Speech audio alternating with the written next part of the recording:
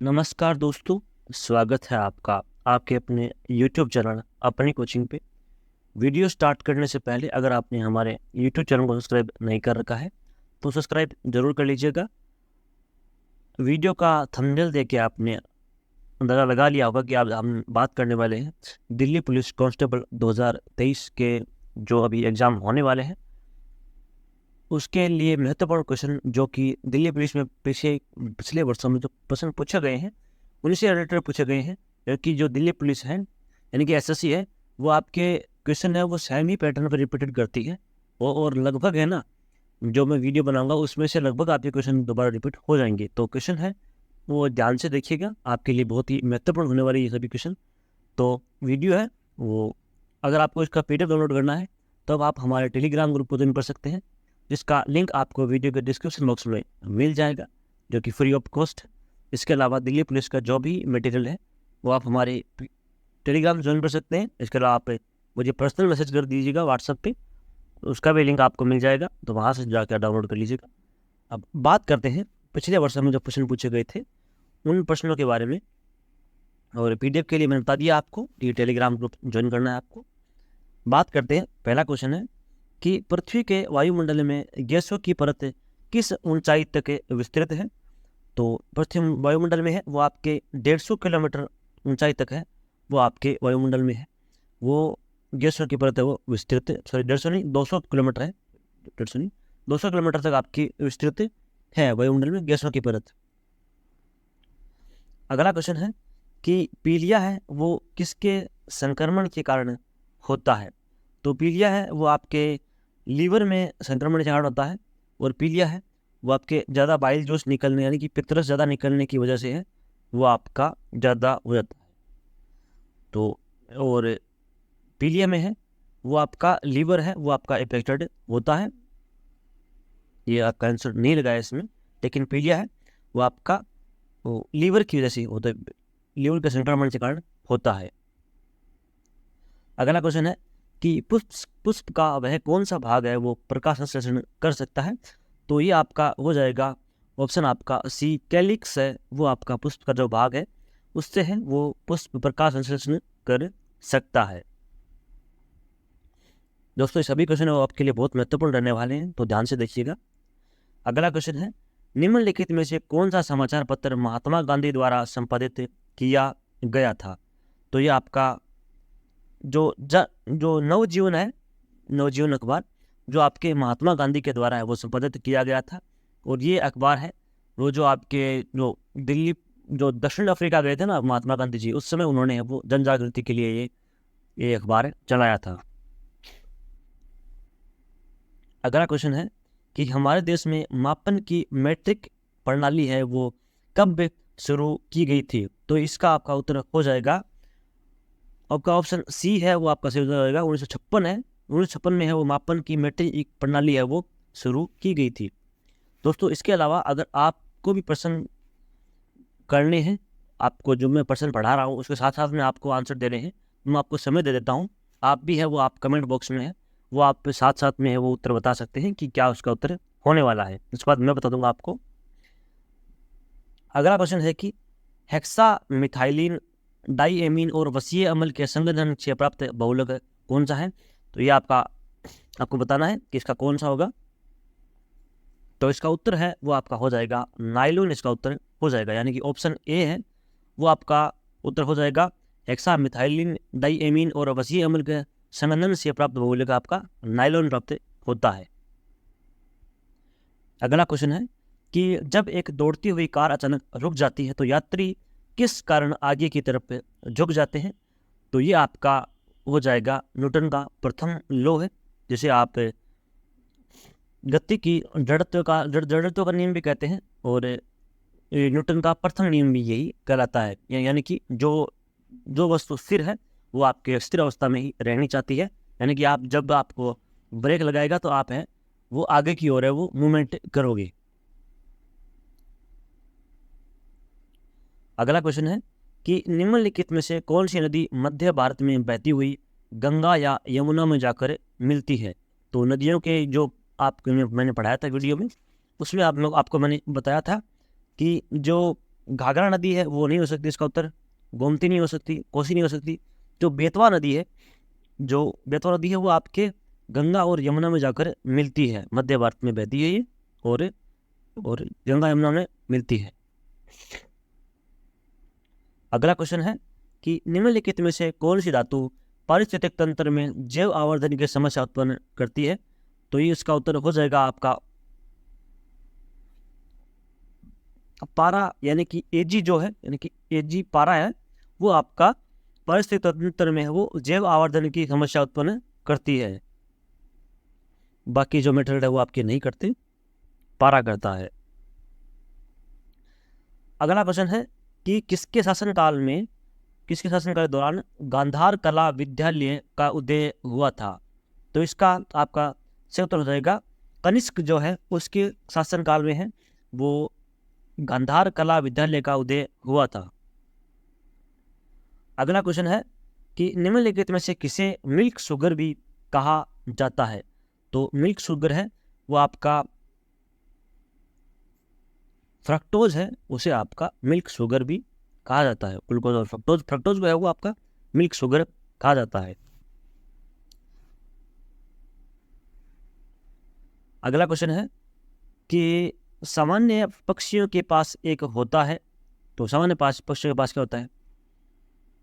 वरक, फेफड़ा, वीर्य कोश, अंडाशय। तो पक्षियों के पास है वो आपका अंडा से पाया जाता है। वीर्य कोश, फेफड़ा, वृक ये नहीं होते, ये अंडा से आपका पक्षी पास पाया जाता है। इस क्वेश्चन में मुझे भी कन्फ्यूजन है, लेकिन इसका उत्तर अंडा से होगा। अगला क्वेश्चन है कि निम्नलिखित में से महत्वपूर्ण उद्योग है, तो इनमें से कौन सा उद्योग है वो महत्वपूर्ण है? तो इसका आपको ऑप्शन दिए हुए आधारभूत उद्योग, उपभोक्ता वस्तु उद्योग, मूल वस्तु उद्योग, सरकारी उद्योग। तो आधारभूत उद्योग जो है वो आपके बहुत ही महत्वपूर्ण उद्योगों में आते हैं, क्योंकि यह प्रत्येक आम जन से जुड़े हुए उद्योग होते हैं, आधारशिला होती है ना, उसका होता है। आधारभूत उद्योग है वो आपके महत्वपूर्ण सभी उद्योगों में से है महत्वपूर्ण। अगला क्वेश्चन है कि न्यूटन के पहले नियम को क्या कहते हैं? तो न्यूटन के, इसके पहले हमने बात कर ली है कि न्यूटन के पहले नियम को है वह जड़ता का नियम या जड़त्व का नियम भी कहते हैं। इन जो वस्तु स्थिर है वो आपके स्थिर ही रहना चाहती है। जो बस में ब्रेक लगता है तो यात्री है वो आगे की तरफ धक्का लगता है उसको, तो ये आपका न्यूटन का पहला नियम है, जड़त्व का नियम। आपका ऑप्शन बी है वो सही उत्तर हो जाएगा इसका। अगला क्वेश्चन है कि निम्नलिखित में से कौन सी नदी भारतीय क्षेत्र से नहीं निकलती है? तो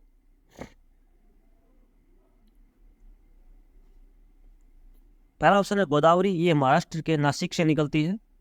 झेलम भारत से निकलती है। और रावी नदी है, रावी सतलज या सतलज, ये नदी जो रावी नदी है वो भी आपके हैं, वो उत्तराखंड और जो आपका हिमालय है उधर से निकलती है। इसके अलावा घाघरा नदी है, घाघरा नदी ये आपके है वो भारत से नहीं निकलती है, भारत से नहीं निकलती है, ये आपके तिब्बत के उधर से निकलती है। तो घाघरा नदी है वो आपके इसका उत्तर हो जाएगा, घाघरा नदी है वो भारतीय क्षेत्र से इसका नहीं निकलती है। अगला क्वेश्चन है कि वायु में ध्वनि का वेग है वो किस पर निर्भर नहीं करता है? तो घनत्व पर निर्भर करता है, तापमान पर भी नियम वो निर्भर करता है, और आर्द्रता पर भी करता है। तो आपका इसका उत्तर हो जाएगा कि वायु का जो दाब है उस पर ध्वनि के वेग का कोई भी प्रभाव नहीं पड़ता है। तो आपका ऑप्शन सी है वो सही उत्तर हो जाएगा इसका। अगला क्वेश्चन है कि टेबल को परिभाषित करने की प्रक्रिया को क्या कहा जाता है? तो टेबल को परिभाषित करने की कहा जाता है इंडेक्स डेफिनेशन। तो इंडेक्स डेफिनेशन को क्या कहते हैं?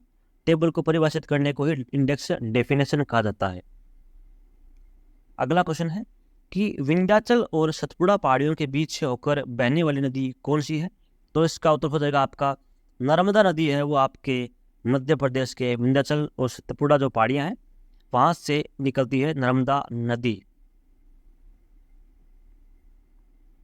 अगला क्वेश्चन है कि भारत में पुर्तगाली सभ्यता के अवशेष कहाँ पर पाए गए हैं? तो ये आप ही उत्तर हो जाएगा कि पुर्तगाली सभ्यता का अवशेष है वो कोई पुर्तगाली है, उनका रहन सहन जो व्यापार वो गोवा में था, क्योंकि पुर्तगाली लास्ट में अंत में गए थे ना, वो 1961 के आसपास वहाँ पे गए थे पुर्तगाली भारत से। तो पुर्तगाली है वो मुख्यतः गोवा में पाए जाते थे, और पुर्तगाली सभ्यता का अवशेष है वो गोवा में पाए जाते हैं। अगला क्वेश्चन है कि पारिस्थितिक तंत्र में ऊर्जा का स्रोत क्या है?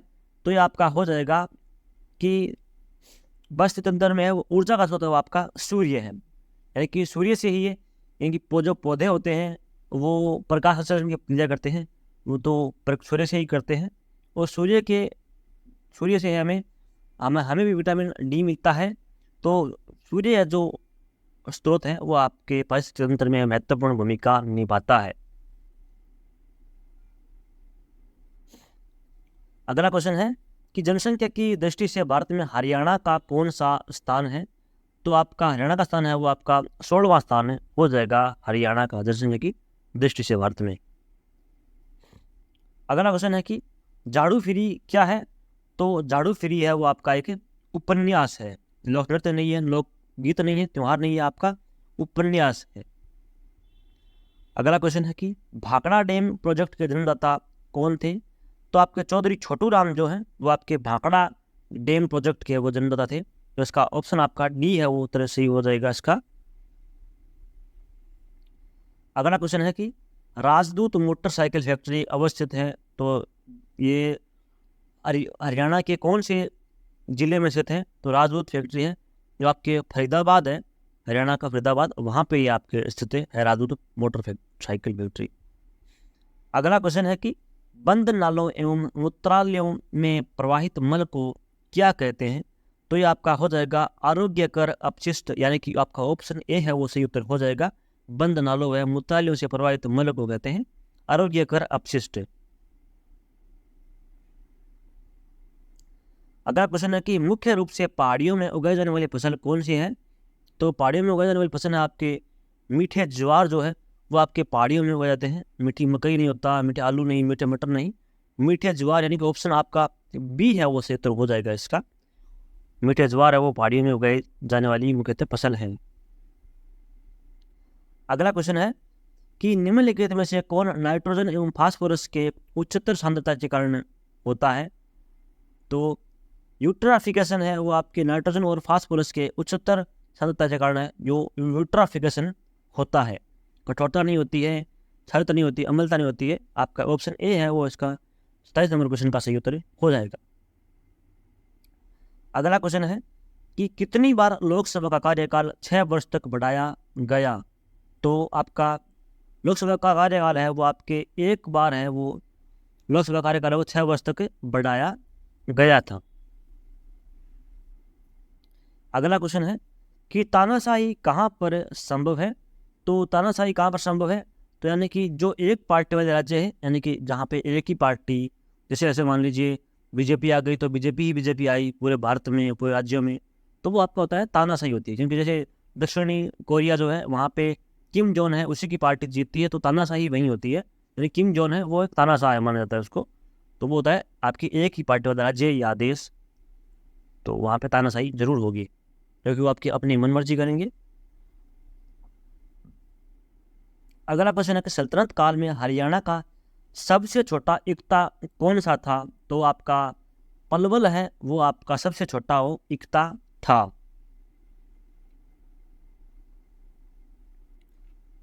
अगला क्वेश्चन है कि बाबा सच्चा शाही मेले का आयोजन स्थल है, तो आपका कहाँ होगा? ये आपका रेवाड़ी है वो बाबा सच्चा सौदा होगा, तो वो तो क्या है? ये मुझे क्वेश्चन खुद भी समझना ये होगा बाबा सच्चा सौदा हो ही होगा।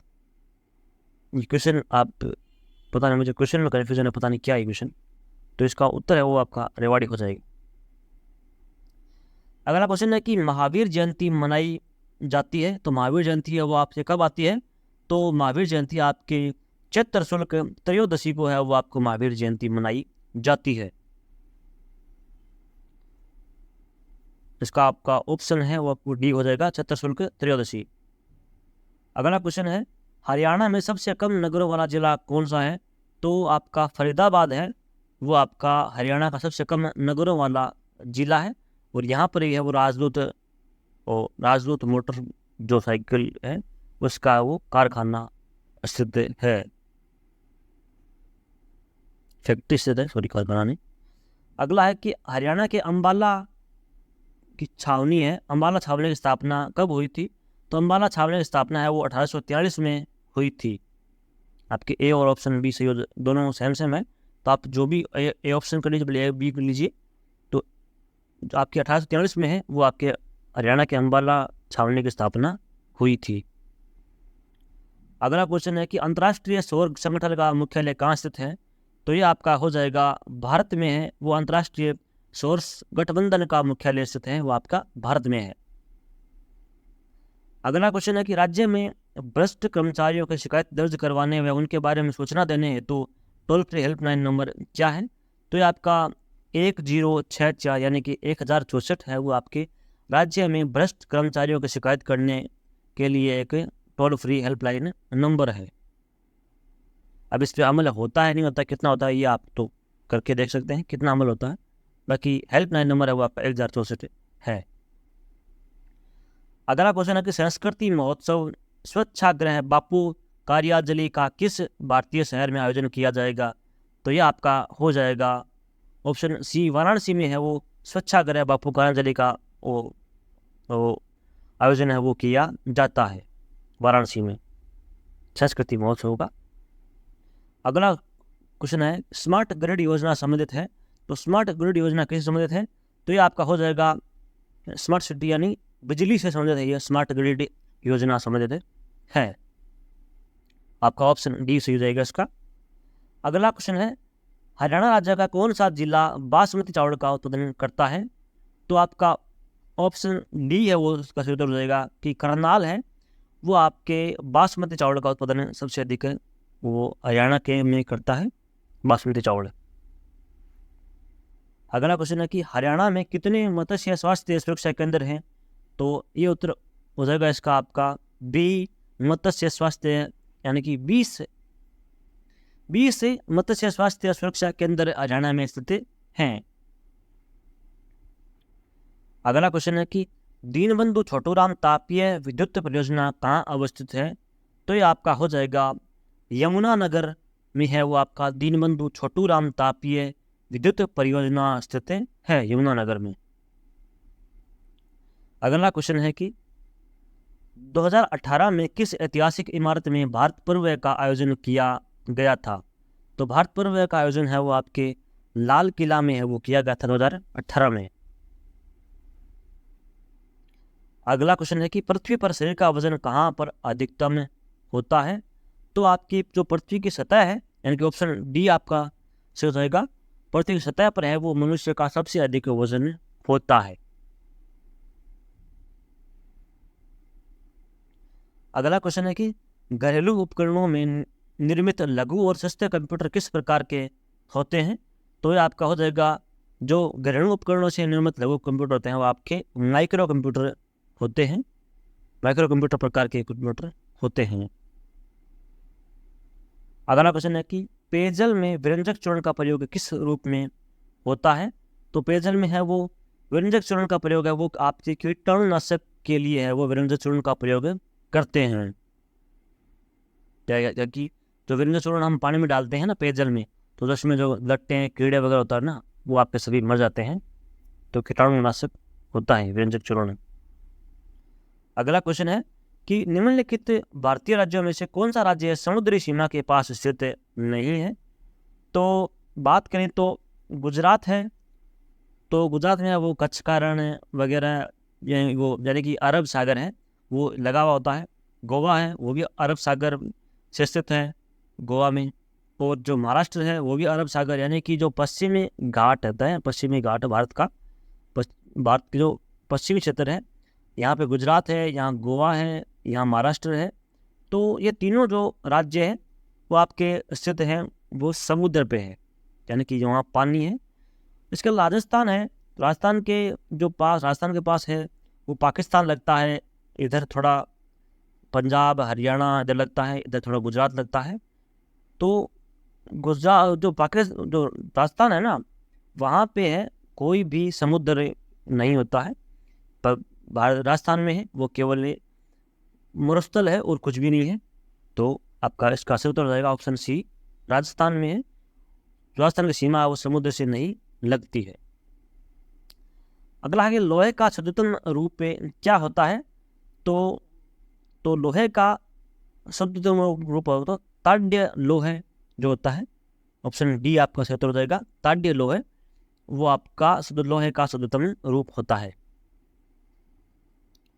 लोहा होता है डलवा लोहा, पिटवा लोहा, इस प्रकार के होते हैं। तो जो पिटवा लोहा होता है, ताड्य लोहा, वो आपका सबसे शुद्धतम रूप होता है। अगला क्वेश्चन है 1857 में गद्दर के समय, 1857 को जो युद्ध हुआ था उसके समय भारत का गवर्नर जनरल कौन था? तो आपका लॉर्ड कैनिंग था ना, वो आपके 1857 की क्रांति के समय है वो गवर्नर जनरल था। तो आपका ऑप्शन ए है वो सही उत्तर हो जाएगा। ये क्वेश्चन पता नहीं कितनी बार क्वेश्चन परीक्षा में रिपीट हुआ है, तो आपका ऑप्शन ए है वो सही हो जाएगा। अगला क्वेश्चन है कि भारत के स्वतंत्रता संघर्ष के दौरान डिकेन एजुकेशनल सोसाइटी नामक संस्था की स्थापना किसने की थी? तो बाल गंगाधर तिलक ने है, वो आपके डिकेन एजुकेशनल सोसाइटी नामक संस्था की स्थापना की थी। तो आपका ऑप्शन सी है वो उसका सही उत्तर हो जाएगा, बाल गंगाधर तिलक जी। अगला क्वेश्चन है कि पृथ्वी का सबसे भीतर वाला भाग करोड़ किसका बना हुआ होता है? तो आपका लोहा और निकल का बना हुआ होता है। पृथ्वी का सबसे भीतर वाला भाग करोड़ होता है ना, वो लोहा और निकल का बना हुआ होता है। तो आपका ऑप्शन डी है वो सही उत्तर हो जाएगा इसका, लोहा और निकल। दोस्तों ये थे आपके 50 क्वेश्चन।